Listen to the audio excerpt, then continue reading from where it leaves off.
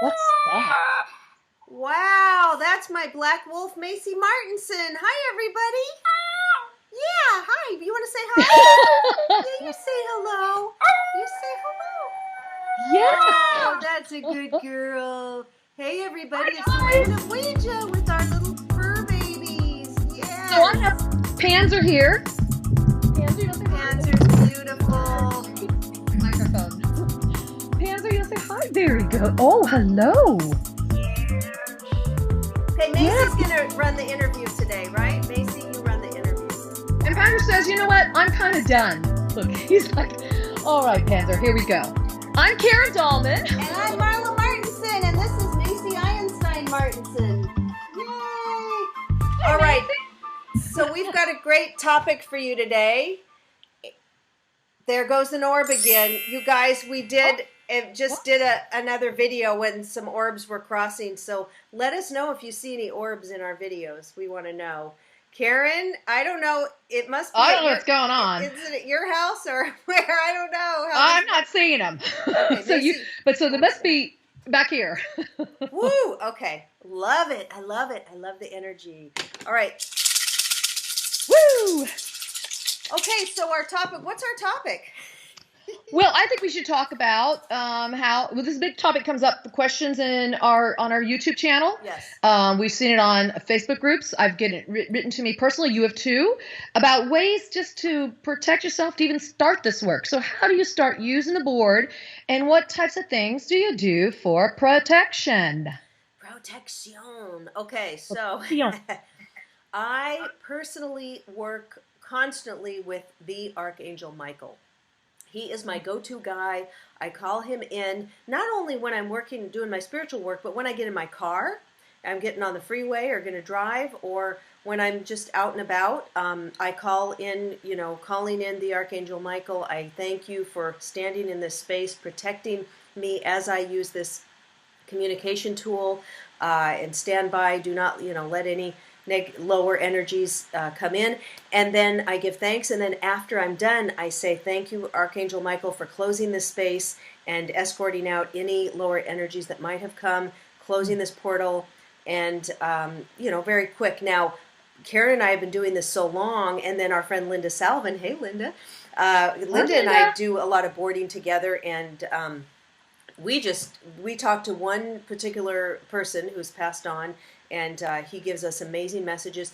We just jump on. We don't even do any protection. We just jump on and off, and it's always him. It's always the same energy. But generally, if you're just starting this, you should always protect yourself, because you don't know what you're calling in. If you've been drinking, joking around, or depressed, or on any medications, or there's different things. If your energy's lower or funky, and it's just a good idea to do protection. And even to this day, I mean, I can just jump on and start using the board. And sometimes I don't always say the protection, but more often than not, I do.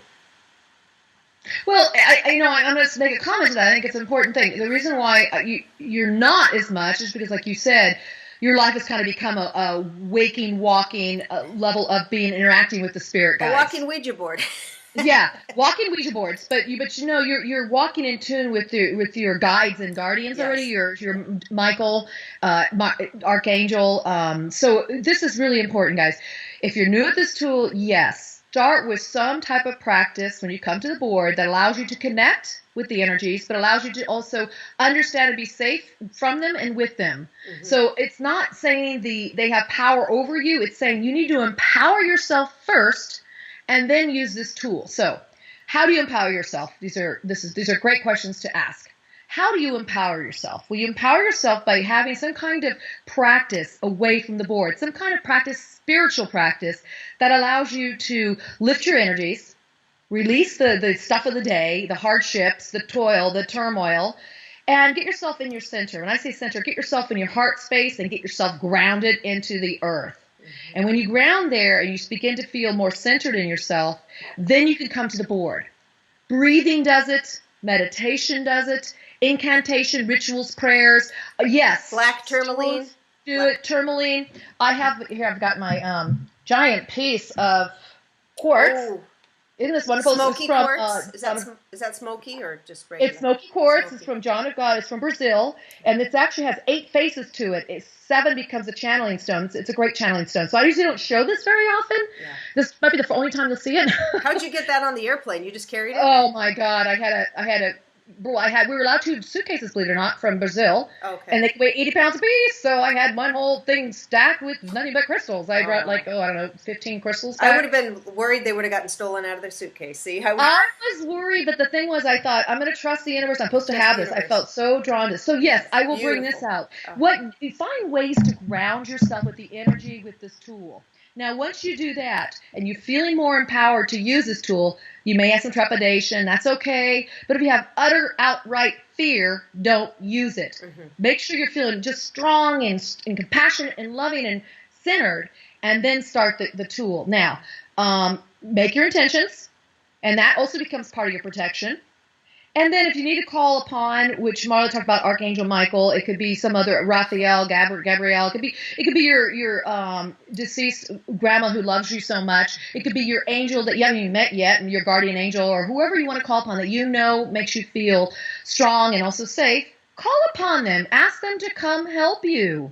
In the beginning, I used to call upon them all the time. I used to work with the stones. I'd work with the element of air, fire, water. I'd burn incense. I sage myself. I would speak the prayer, use the breath.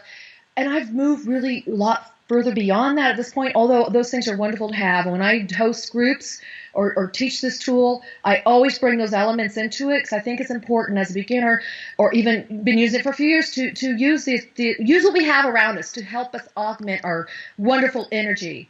And then as I move forward, now I just get on the board. I will say a prayer. I will breathe. I will ground. I grab hands of my partners, and that's when I say my prayer.